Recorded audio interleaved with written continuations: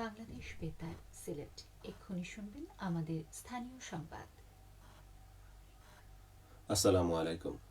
বাংলাদেশ বেতার সিলেট সংবাদ পড়ছি মাহবুবুর রহমান হাদি। সারা দেশের মতো সিলেটেও আজ পালিত হচ্ছে আন্তর্জাতিক ম্যানগ্রোভ দিবস। ম্যানগ্রোভ এক বিশেষ ধরনের উদ্ভিদ যা সাধারণত সমুদ্র উপকূলবর্তী অঞ্চলের নোনা পানিতে জন্মায়। জীববৈচিত্র্য অক্ষুণ্ণ রাখা এবং এর প্রতিবেশ সুরক্ষার আহ্বান জানিয়ে প্রতি বছর আন্তর্জাতিক ম্যানগ্রোভ দিবস পালিত হয়। বাণিজ্য, শিল্প এবং বস্ত্র ও পাটমন্ত্রী খন্দকার আব্দুল মুক্তাদির বলেছেন, সিলেট নগরীর যানজট নিরসনে আম্বরখানা থেকে লাক্কাতুরা পর্যন্ত সড়ক নির্মাণের নতুন প্রকল্প হাতে নেওয়া হয়েছে। তিনি গতকাল সিলেট সার্কিট হাউসে সড়ক ও জনপথ বিভাগ এবং সিটি কর্পোরেশনের কর্মকর্তাদের সঙ্গে অনুষ্ঠিত যৌথ সভায় প্রধান অতিথির বক্তব্যে এসব কথা বলেন। মন্ত্রী আরও বলেন, সিলেট সিটি কর্পোরেশনের আওতায় ৪২টি ওয়ার্ড রয়েছে। এসব ওয়ার্ডের সার্বিক উন্নয়ন নিশ্চিত করতে একাধিক মেগা প্রকল্প বাস্তবায়ন করা হচ্ছে।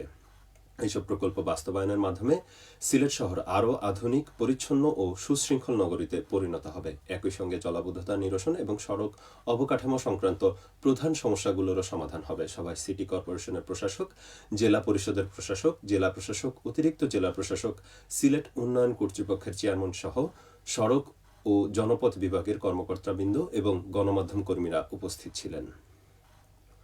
বন্যায় ক্ষতিগ্রস্ত পরিবারের মধ্যে খাদ্য সামগ্রী ও অর্থ বিতরণ করা হয়েছে গতকাল মৌলভীবাজারে। উপজেলা পরিষদে আয়োজিত অনুষ্ঠানে প্রধান অতিথি হিসেবে উপস্থিত ছিলেন সংসদ সদস্য এম নাসের রহমান। তিনি উপজেলার বন্যায় ক্ষতিগ্রস্ত ৩,০০০ পরিবারের মধ্যে ২৫ কেজির খাদ্য সামগ্রীর প্যাকেট ও ৫০০ টাকা করে বিতরণ করেন। এ সময় জেলা ও উপজেলা বিএনপির নেতৃবৃন্দ, ইউনিয়ন চেয়ারম্যান সহ গণ্যমান্য ব্যক্তিবর্গ উপস্থিত ছিলেন। জেলা প্রবাসী ওয়েলফেয়ার সোসাইটি ইউকে এর উদ্যোগ গ্রহণ করে।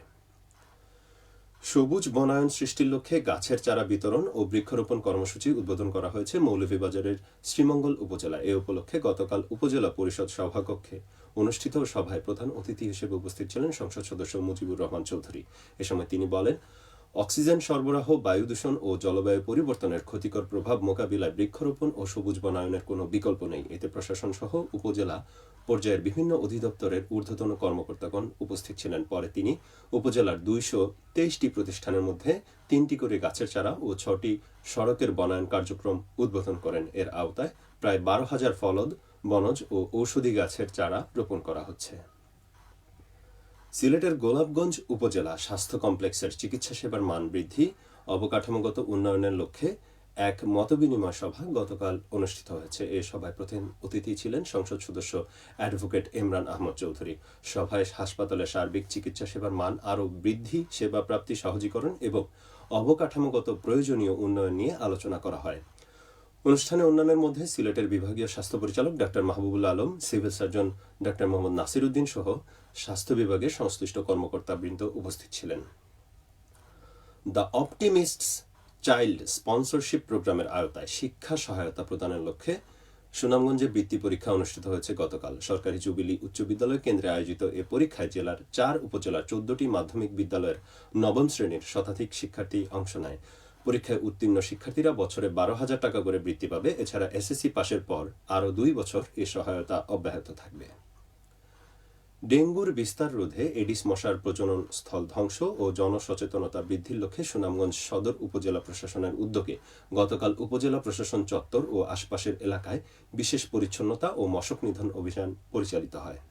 উপজেলা নির্বাহী কর্মকর্তা সুলতানা জেরিনের নেতৃত্বে পরিচালিত এই অভিযানে জমে থাকা পানি অপসারণ, সম্ভাব্য মশার প্রজনন স্থল পরিষ্কার এবং সচেতনতামূলক প্রচারণা চালানো হয়। এতে উপজেলা প্রশাসনের বিভিন্ন দপ্তরের কর্মকর্তা কর্মচারীরা অংশ নেন। ইউএনও সুলতানা জেরিন বলেন, ডেঙ্গু প্রতিরোধে প্রশাসনের পাশাপাশি প্রতিটি ব্যক্তি ও পরিবারকে নিজ নিজ বাড়ি ও আশপাশ পরিষ্কার পরিচ্ছন্ন রাখতে হবে। সবার সম্মিলিত উদ্যোগেই ডেঙ্গুর ঝুঁকি কমানো সম্ভব। এবারে শুনুন কৃষি সংবাদ। একসময় আমন ধান কাটার পর শান্তিগঞ্জ উপজেলার শিমুলবাগ ইউনিয়নের ধনপুর গ্রামের বিস্তীর্ণ কৃষিজমি দীর্ঘ সময় পতিত পড়ে থাকত।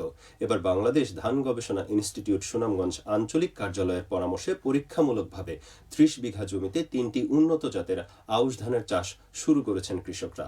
ফলন আশানুরূপ হলে আগামী বছর থেকে নিয়মিত আউশ চাষ করা যাবে। এতে বছরের অলস সময় কাজে লাগবে, আয় বাড়বে, আর্থিক অবস্থার উন্নতি হবে।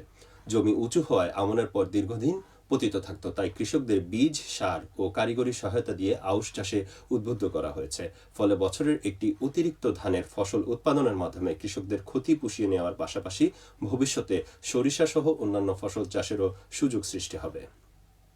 সবশেষে আবহাওয়া। সন্ধ্যা ৬টা পর্যন্ত পূর্বাভাসে বলা হয়েছে সিলেট সহ পার্শ্ববর্তী এলাকার জন্য কোনো সতর্কবাণী নেই এবং কোনো সংকেত দেখাতে হবে না। আজ সিলেটে সূর্যোদয় হয়েছে ৫টা ১৭ এবং সূর্য অস্ত যাবে ৬টা ৪১। সংবাদ শেষ হলো। আমাদের পরবর্তী স্থানীয় সংবাদ প্রচারিত হবে বিকেল ৪টা ৩০।